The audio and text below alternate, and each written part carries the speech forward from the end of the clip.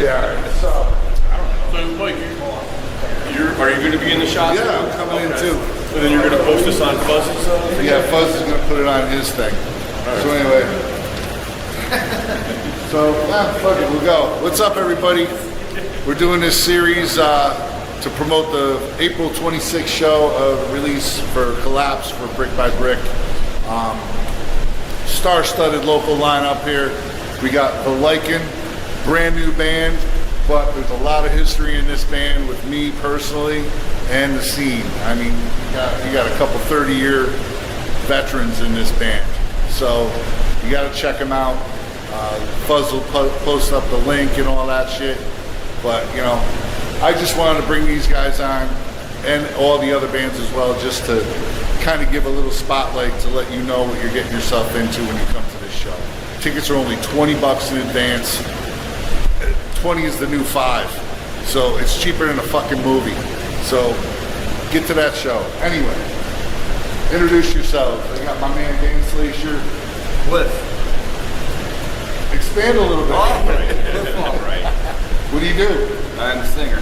Singer? Yep. Play any other instruments? I played guitar for a decade and a half. Play mean male organ, do you? No, fuck it. I'll fuck with it. Then we got my man Ben. Keep going. What do you do? Guys, I'm Ben the guitarist. And I'm Dave, the guitarist. That's Dave. You gotta speak up because this is the microphone there.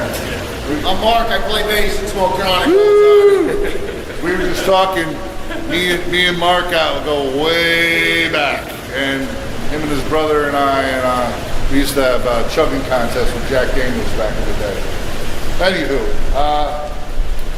give us a little background on you guys. Dan, I know you got a lot of background. Yeah, man. I've been doing this for a long time. I'm a drummer. I've been in many bands in the past, and of different kinds of bands, different styles, and I thought this was the time to do something that is back to my core. So I made a lot of phone calls, and Mike, you helped me with the networking of founding this band and finding these guys. It went through a whirlwind of finding the right people. We found some real characters.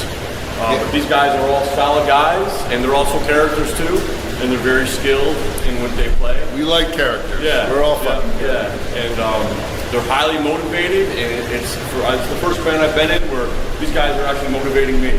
I'm usually the motivator, so I'm very grateful to play with these guys, and what we're coming out with is very serious stuff. I'm very proud of.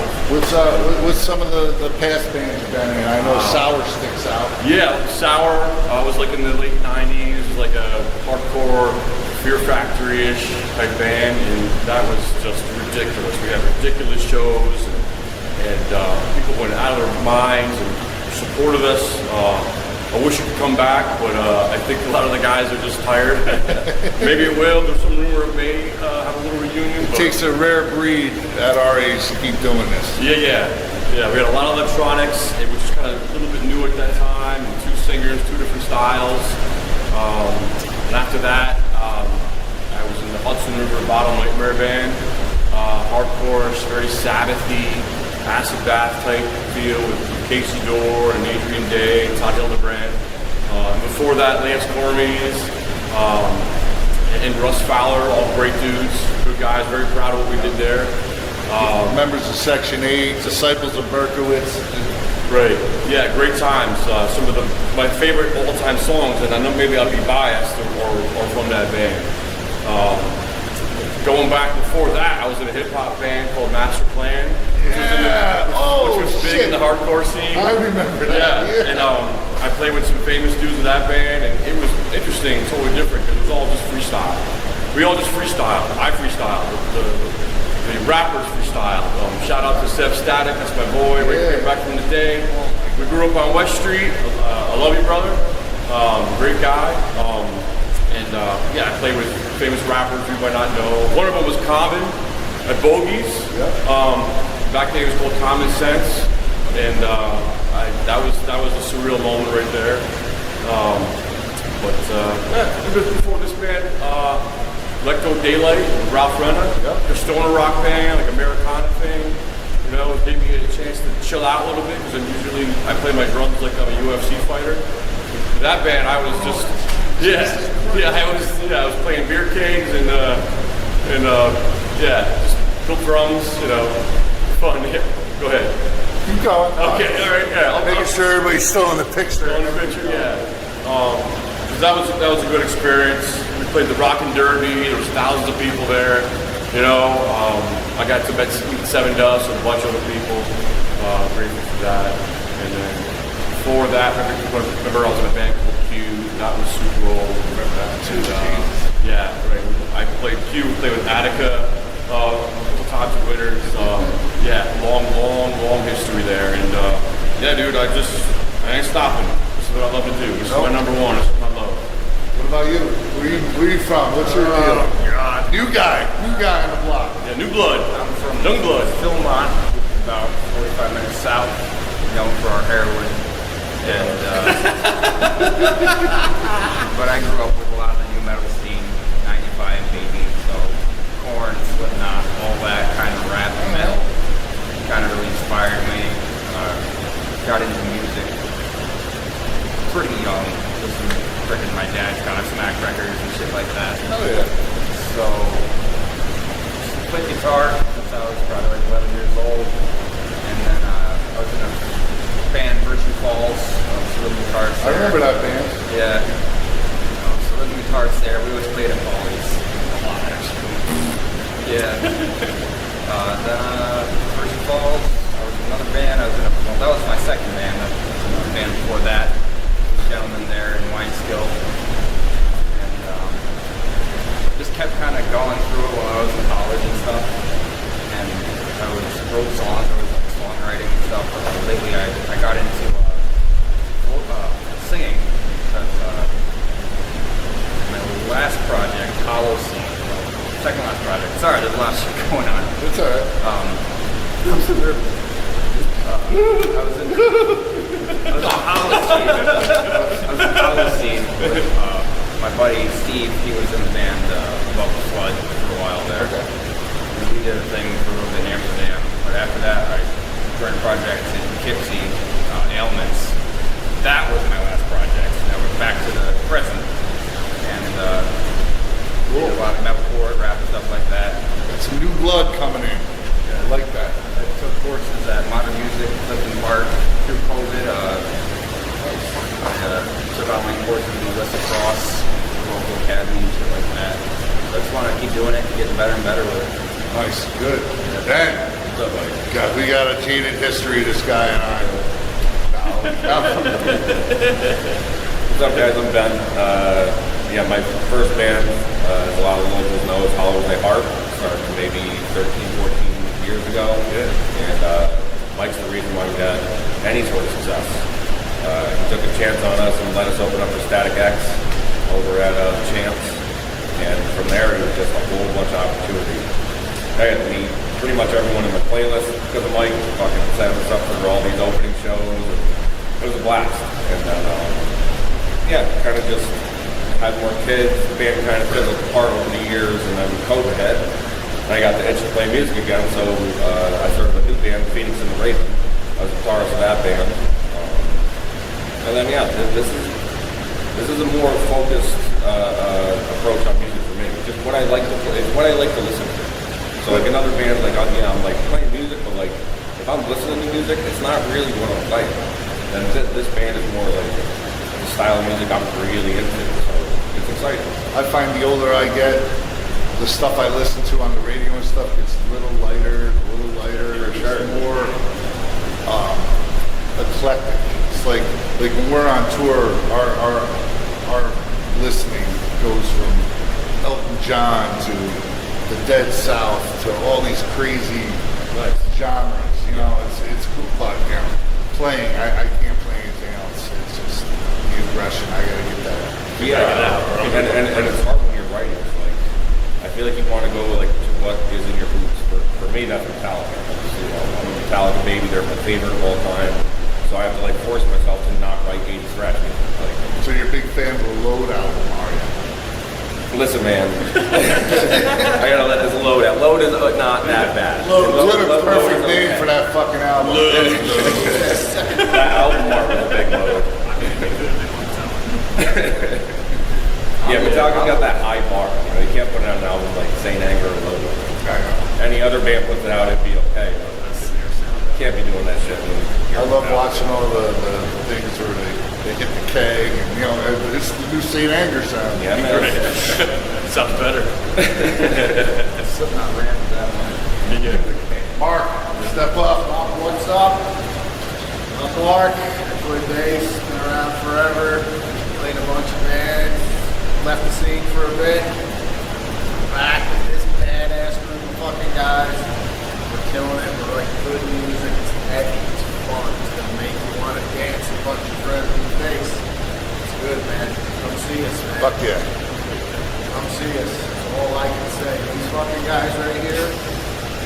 These fucking guys. Nice. My boy Dan. Staying with me. Hey, so I've been in the scene for a while. 2008, we were in the casket. Played a lot of bogey shows. Bogies. Like I lived there, man. There's like 5 different eras. There's the QE2 Saratoga Winners era, there's the Duster era, Bogies era, the Fuse Box era, and now we're on the Empire era. Yeah, I was in the bogeys there. Opened up like job for a cowboy there. Oh shit. Misery Index. Yeah, it was fun. Yeah, so found these guys. I like what I'm doing. Nice. Yeah. Good. So what's the last song you listened to? Today, like the last song. Avenged Sevenfold Nightmare was on when I came in from the G.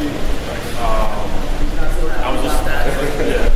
I was listening to the Architects on the way here.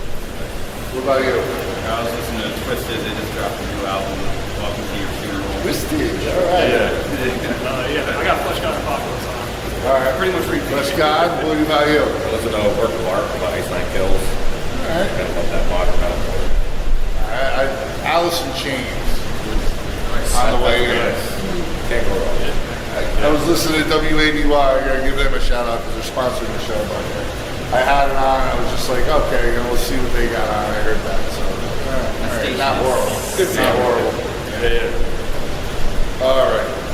If you guys had to redo a hair metal band song, which song would it be? In our style of music, In your style of music, just to redo it, make it your style. that's what happened. And I know you got. I interviewed Oakart, and they're like, I don't know, but I got one. I don't know any hair metal. I'm like, God bless. I got one. Yeah. We got. Yeah. Oh, Brittany Fox. I think it's called "Long Way to Live" or "Long Way to Love." Oh Lord, that sounds so fucking horrible. Yeah. If I was gonna choose one, it would be Round and Round. Oh shit! Yeah, I would have to go with that. It's got to be Round and Round. That's some guitar. Yeah, I still like Rat.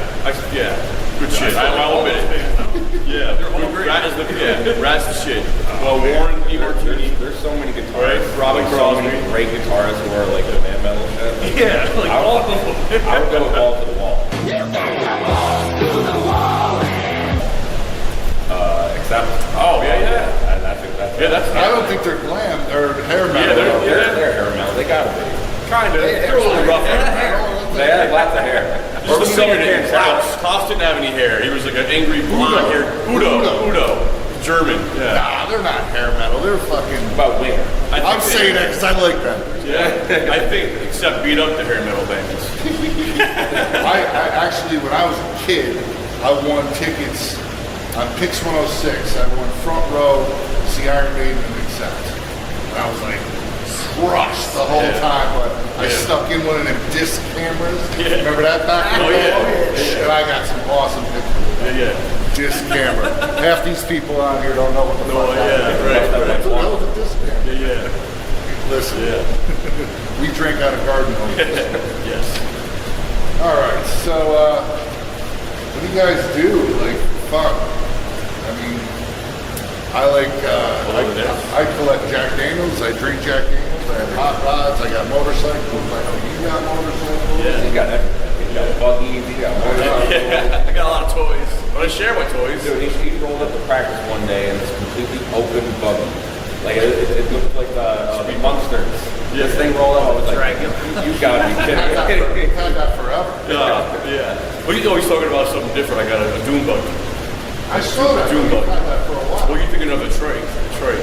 No, but I thought you. Oh, you did? You've had that for a while. Like 4 years now. Yeah. I've seen it. Right. Yeah. I think yeah. It's got a big Slayer thing on the gas tank. Yeah. I think I saw it during COVID. Yeah. You're putting around. Yeah. That's my hobby is motorcycles. As we know, we've gone riding a few times. Absolutely love it. Wonderful feeling. So yeah, everything outdoors. I'm an outdoors dude. Biking, boating. I got a speedboat. Yeah, lifting. I'm joining this band. That's always on the lake. Yeah, I love the lake. I'm a lake person. Practice at the lake. Yeah, I'm trying to get, one of these days I'm going to get this band and we're going to play at a beach, on a lake somewhere, on an island.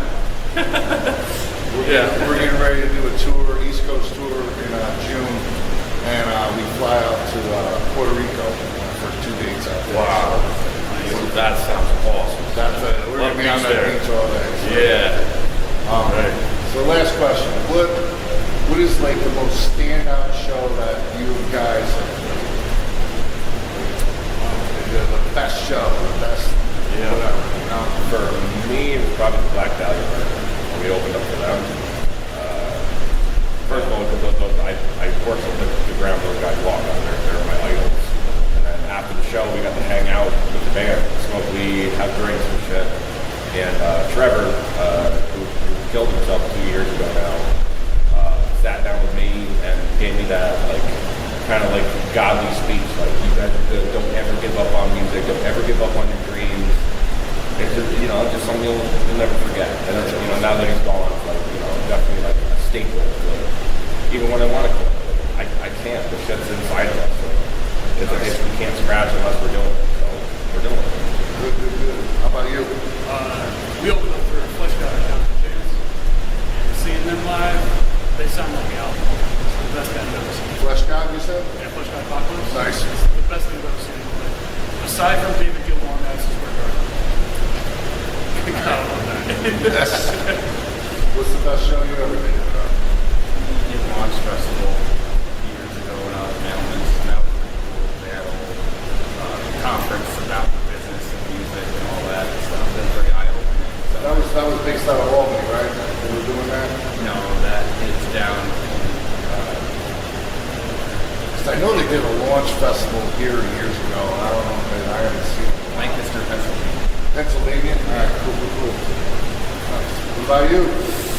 Probably nothing no one would remember. I go back to the fucking QE2 days. I always think of those shows being the best. Just the energy in that show was fucking the bomb, Yeah, those. Flashback to those shows, man. I know there's a YouTube clip somewhere, and somebody was videotaping Dean, the psycho bum that always used to harass everybody. And I'm in the video, and I got my long hair, and I was drinking a bottle of liquor in the background. I'm just oh, such a piece of shit. I had to be 18 years old. Yeah, man, for me, it's tough, man. I had a lot of great shows that I played. I'm trying to narrow it down. I had big shows that looked nice, and then I had fun shows, and I had shows where I was just happy with the way I performed. And one of the bands I played in was for 6 years, Treaty. I don't know if anyone remembers them, but we had a big following. We had 2 drummers, we had a violin player, we had a singer with a big mohawk. It was very experimental. I think we played a Halloween show at the Q, and I was just very happy with what we created. And what I think the all-time best show, most fun, was also at the Q, was with Sour, and I believe we opened up for Candiria and Crisis, and the place was just out of hand, hot as hell, you couldn't breathe, and everybody didn't give a fuck, everybody was going nuts. And I got to play percussion for Candiria. They asked me to come up, and I played the congas during their percussion solos, and I was just truly grateful for it. Those guys are really, really solid dudes, solid players. And so after the show, just hanging out, and the guys from Fear Factory were there. The guys from Cold Chain were there, and I was just I'm not a starstruck type person, but They just seemed like very down to earth, and they bought me shots, and they loved what we did, and that was worth more than anyone. To hear these guys telling me, you know, that they, hey, whatever you're doing is, we love it, and I'm like, wow, you've been around the world. And, I think Fear Factor was recording in Woodstock. yes, in Bearsville Studio. Yeah, Bearsville Studio. I was talking to the bass player at the time, Christian. And they did that dual headliner show. Play People opened up one night, and Stigmata opened up the next night. Yeah, and they were partying a ton right here. So after that show, there was a house party somewhere in Colony, and then that you might have been at, and I'm sitting here with the bass player of Fear Factory and Christian. And you know, Christian was here. He was going to fill in for. I think he was here for Exodus, right? Yeah. He was at the Exodus show, Right. and Christian and I, we've been in and out of contact periodically throughout the years. But, Yeah. oh no, who was that? Shit. Overkill. It was an Overkill. Oh, right. They played. So, Yeah. because he was going to fill in for D.D. Burney on there, so he came to the Overkill show. He left his sweatshirt here. Yeah. I mailed it to him. Of course, I had to throw some brick by brick swag. Yeah. he messaged me back. He's like, oh, dude, Yeah. that was awesome. Thanks. Yeah. It's so crazy how shit comes full circle. It really was, and I'm like, we're in this little tiny club with these people that have been there and done that, and that was worth more than anything to me. I was able to pick their brain, and they're liking what we're producing, and I was like, wow, we're here in small amazing how many like bigger musicians are totally normal people. They are. And I'll tell you what, there's only one I've ever met in my 16 years of playing music that was a fucking diva, and it was goddamn Chris Jericho. Fuck you. Motherfucker. Don't get me going on that asshole. I remember him being a diva at Bogey's. We opened up for Fozzy. Dude. He was such a fucking diva. That- He threw the biggest fit because the local bands were in the green room, and how dare they? So real quick, there's like a 7-part Chris Jericho story with me. That was the catalyst that turned us against each other. Yeah. So I knew Chris Jericho before that, and we've actually been in communication, and it was pleasant until that day. And that day, when he played Bogies, my friend John, who lived across the street, he was in a rehab facility because he got hit by a drunk driver, and he asked me, I'm a big Chris Jericho fan. I said, hey Chris, my friend John wants to meet you. And he goes, after the show, absolutely. So after the show, he's in a wheelchair and shit, so all the crowd's cleared out and everything. So Chris comes out. I said, Chris, my friend John, Chris. So now John's in a fucking wheelchair, and he sits there and he goes, hey Chris, nice to meet you. And he's shaking his hand. He goes, I just want to let you know that you're a terrible singer and you should have stayed with wrestling. So Chris Jericho thinks I set him up. And I'm like, and I just looked there in his face and I just go, waka, waka, waka. And he stormed off like a fucking bitch. And he just got on a tour bus. And so ever since then, it's on. Fuck you, Chris Jericho. Anyway, April 26th, we're gonna make this one of their best shows. This is gonna be one that they're gonna talk about 20 years from now, saying this is the greatest show ever. So you got to be part of it. April 26th, we'll see you there. Thank you. Yeah. Check us out. Woo! Like it. Don't fuck out.